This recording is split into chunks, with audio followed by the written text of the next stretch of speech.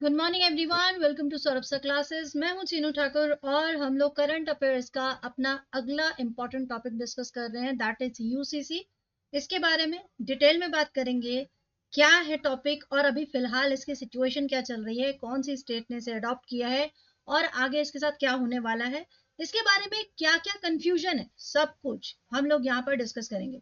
सो चलिए फटाफट से क्लास स्टार्ट करते हैं।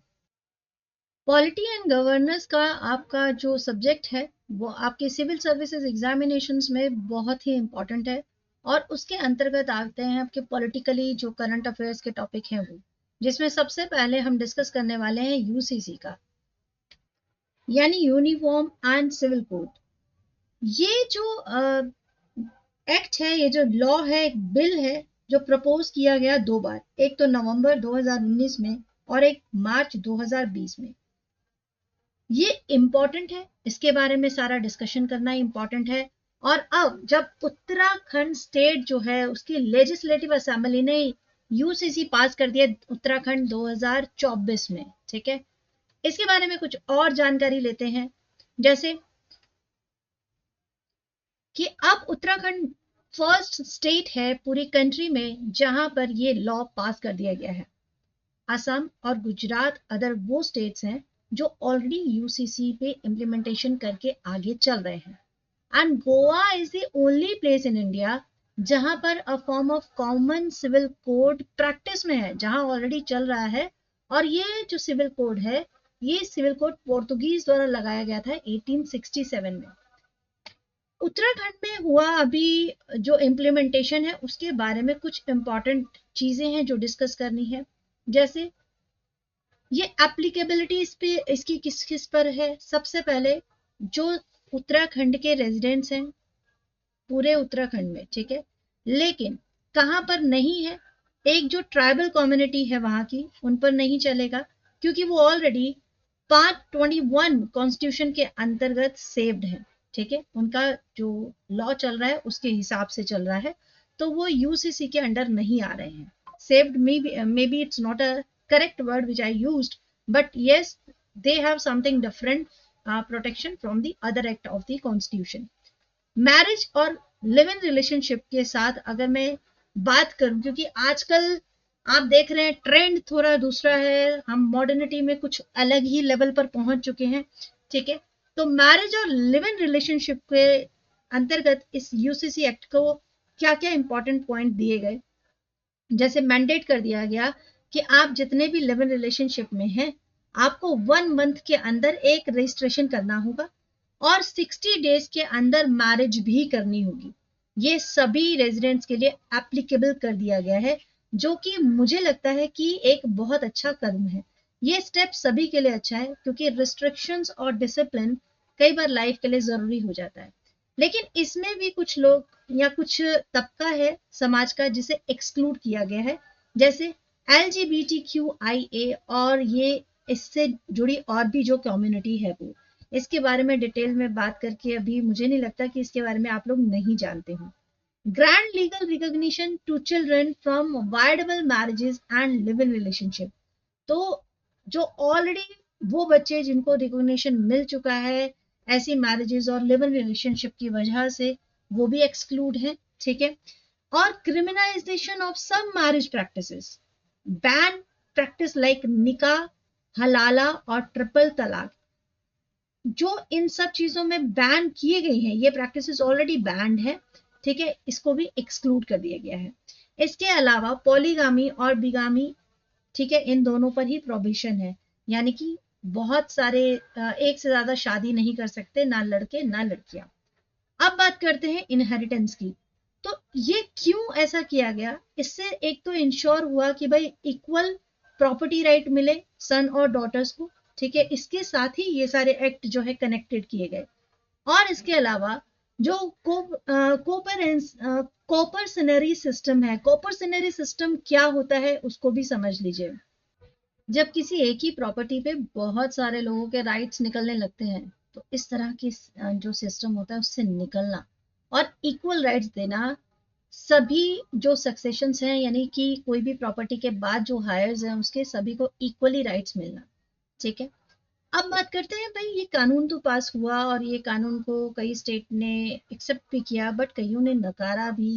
एक्चुअली हुआ क्या, और ब्लेम किसी पर्टिकुलर पार्टी पे ही क्यों आ रहा है कि आप ऐसा चाहते हैं? तो क्या अभी फिलहाल जो सरकार ने यूसीसी के बारे में डिस्कशन किया, क्या ये नया है? क्या ये इसका पुराना समय से कोई लिंक नहीं है? तो चलिए थोड़ा सा बैकग्राउंड देखते हैं यूसीसी का। यूसीसी के बैकग्राउंड को समझने के लिए हमें ये कुछ चीजें पढ़नी है, जैसे लेक्स लॉ की रिपोर्ट। ये वो रिपोर्ट है जो आपके अभी हाल ही में एग्जामिनेशंस में भी रिलेट करता है, ठीक है? आपके यूपीएससी एग्जामिनेशंस में भी इससे रिलेटेड आपको आंसर्स कई बार लिखने पड़ते हैं अपने आंसर को सपोर्ट करने के लिए। तो लेक्स लॉ की रिपोर्ट जो है वो first law commission of India था, और जो मैकॉली, लॉर्ड मैकॉली था, उसके अंडर बनाया गया था, ठीक है? जिसने रेकमेंड किया था कि भाई सारे जो सिस्टम है, जो एडमिनिस्ट्रेशन है किसी देश का, वहां पर एक ही यूनिफॉर्म सेट ऑफ लॉ होना चाहिए, ठीक है? जहां पर पर्सनल लॉ जो हिंदू थे, पर्सनल लॉ जो मुस्लिम थे, उन्हें एक्सक्लूड कर दिया गया कि उनको हटा देते हैं। आपके ये पर्सनल राइट है, आप जो भी धर्म से रिलेटेड पूजा पाठ का है, या आपका जो भी आपने अपने रिलीजन से रिलेटेड करना है, वो आपका एक्सक्लूड करते हैं। बट इसके अलावा एक ऐसा यूनिफॉर्म सेट होना चाहिए पूरे कानून का जो सारे देश में एक जैसा हो, ठीक है? और यही फाउंडेशन था इंडिया के कॉडिफाइड लीगल सिस्टम का, जिसे इंडियन पीनल कोड का नाम दिया गया था। तो ये है बैकग्राउंड, ठीक है? एक और इससे रिलेटेड कमेटी बनी 1946 में। हमारा भारत आजाद हुआ है 1947 में। उससे पहले एक कमेटी आई थी, बीएन राव की कमेटी, जो बनाई गई थी इंडिया कॉन्स्टिट्यूशन के ड्राफ्ट के लिए।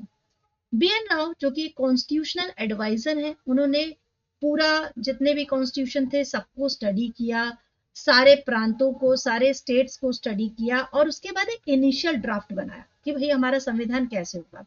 उनकी रिकमेंडेशन में एक पार्लियामेंट्री सिस्टम बनाया गया, फंडामेंटल राइट्स उसी के अंतर्गत आए, और डायरेक्टिव प्रिंसिपल भी आए, और इससे फाइनल इंडियन कॉन्स्टिट्यूशन को एक शेप भी मिला, ठीक है? और यहां से स्टार्ट हुआ कि भाई अब हमारे देश में एक जैसे फंडामेंटल अधिकार होने चाहिए, एक जैसा सिस्टम पार्लियामेंट्री एक ही होना चाहिए, और डायरेक्टिव प्रिंसिपल भी होने चाहिए, ठीक है? इसके अलावा कुछ और इंपॉर्टेंट एक्ट आए जिसके बारे में डिस्कशन होना चाहिए। अभी तक तो बात चल रही थी प्री इंडिपेंडेंस की, ठीक है? और अब बात करेंगे पोस्ट इंडिपेंडेंस पीरियड की। यानी प्री इंडिपेंडेंस में हमने देखा कि यूसीसी जो है उससे ऑलरेडी कनेक्टेड पॉइंट डिस्कस चल रहे थे, डिस्कशन हो रहा था। पोस्ट इंडिपेंडेंस पीरियड में सबसे पहले 1954 का स्पेशल मैरिज एक्ट के बारे में डिस्कस करते हैं, जहां पर कि एक ऐसा फ्रेमवर्क बनाया गया जो मैरिजेस के लिए बहुत इंपॉर्टेंट था। क्योंकि हमारे भारत में थोड़ा सा जो हमारा रुझान धर्म की तरफ है, उसकी वजह से कई बार हम लोग उलझ भी जाते हैं।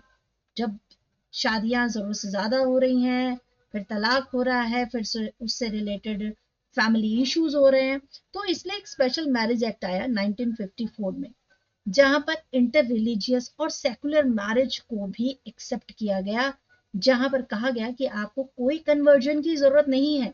यानी अगर आप इंटरकास्ट मैरिज करना चाहते हैं तो कोई आप पर दबाव नहीं बना सकता कि आपको अपना धर्म बदलना होगा, ठीक है? इसमें भी कुछ की प्रोविजंस दिए गए, जैसे आपको रजिस्ट्रेशन करवाना चाहिए, आपको कॉन्सेंट बेस्ड मैरिज करनी होगी, यानी कि जहां पर दोनों ही पक्ष जो है वो एक दूसरे के मत से शादी कर रहे हैं। डाइवोर्स हो, एलिमनी हो, या जो भी कारण हो, उनको रोकने के लिए और इक्वालिटी को प्रमोट करने के लिए ये जो स्पेशल मैरिज एक्ट था, ये under a uniform civil law के तहत जारी किया गया। इसके अलावा और भी 4 मेजर इनेक्टमेंट हुए हिंदू लॉ के तहत, जैसे एक हिंदू मैरिज एक्ट आया 1955, एक आया हिंदू सक्सेशन एक्ट 1956, एक आया हिंदू माइनॉरिटी और गार्डियनशिप एक्ट 1956, और एक आया Hindu adoption and maintenance act 1956। ये जितने भी मैं एक्ट की बात कर रही हूँ, ये सारे इंटरकनेक्ट कर रहे हैं आपके यूसीसी से। अभी मैं बताऊंगी जब आप शेप लेते हुए देखेंगे इन सारी बातों को। अब यहां पर मामला क्या हो रहा है?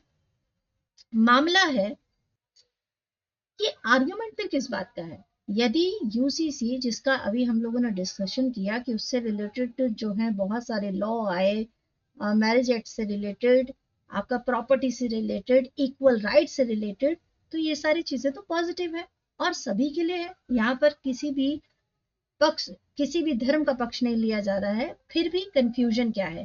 कंफ्यूजन वही है जो अभी मैंने इस वीडियो में आपको बताया है।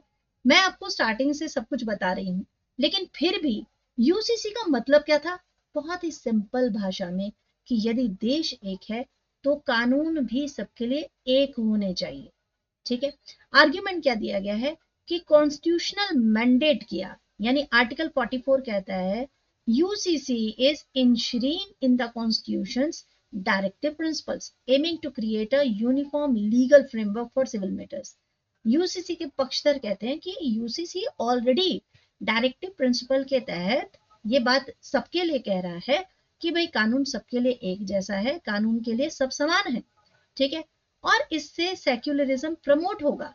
यूसीसी इस चीज को इंश्योर कर रहा है कि जो सिविल लॉज हैं वो किसी भी तरह से रिलीजियस बिलीफ से इन्फ्लुएंस नहीं करेंगे। ठीक है। तो इस तरह से यूसीसी का पक्ष रखा गया। और इससे क्या क्या फायदे हो सकते हैं? जैसे इससे नेशनल यूनिटी बढ़ेगी, ये जेंडर जस्टिस के लिए इंश्योरेंस देगा, सिंप्लीफाई करेगा जो लीगल प्रोसीजर होगा। क्योंकि देखो, मैरिज है, डाइवोर्स है या इनहेरिटेंस है, ऐसे जब किस्से होते हैं, ऐसे जब कुछ टॉपिक आते हैं, तो यहाँ पर धर्म जो है वो अलग अलग हो जाते हैं। तो उसकी वजह से परेशानी होती है कि हमारे धर्म में शादियां ऐसे होंगी, हमारे धर्म में शादी ऐसे हो सकती है, पॉलीगामी हो सकता है, और डाइवोर्स जो है उसके लिए ऐसे प्रोसीजर है। इन सारे कारणों की वजह से यूसीसी लागू होना जरूरी था। ठीक है। यहाँ पे किसी को भी धर्म कन्वर्जन के बारे में कुछ मेंशन नहीं किया गया। और यहाँ पे जो है कॉडिफाई पर्सनल लॉज, यानी कि यूनिवर्सल प्रिंसिपल ऑफ फेयरनेस और स्ट्रीमलाइन लीगल प्रोसेस को फोकस किया गया है। तो यूसीसी के पक्ष में ये सारी चीजें हैं। बट दिक्कत कहाँ आती है कि जब हम, आज मैं जैसे आपके साथ यहाँ पर इन सब बातों को, इन सब मुद्दों को और पूरे फैक्ट के साथ मैं शेयर कर रही हूँ, उसके बाद आपके दिमाग में क्लैरिटी आना जरूरी है। Clarity about what? About UCC. तो अगर मैं आपके साथ ये ऐसे पॉइंट डिस्कस करूंगी तो आपको भी इस चीज का अंदाजा होना, कंफर्म होना चाहिए कि भाई एक्चुअल में सारी चीजें हैं क्या, प्रोसेस है क्या। आई होप आपको ये बातें क्लियर हो गई होंगी। आपको इससे रिलेटेड कंफ्यूजन क्लियर हो गया होगा कि यूसीसी कोई नया एक्ट नहीं है, कोई नया कानून नहीं है। ये ऑलरेडी हमारे डायरेक्टिव प्रिंसिपल में एडेड है। ये बहुत सारी चीजें ऑलरेडी हम लोग जानते हैं और ये हमारे पूरे भारतवर्ष के लिए है, किसी पर्टिकुलर धर्म के लिए नहीं है। ठीक है। इन सब बातों को ध्यान रखिए और आपके करंट अफेयर से जुड़ी जितने भी इंपॉर्टेंट डिस्कशन था, जिससे रिलेटेड क्वेश्चंस बनते हैं, वो मैंने डिस्कस किया है यहाँ पर। ठीक है। सो इस तरह के और भी टॉपिक हम डिस्कस जल्दी ही करते रहेंगे।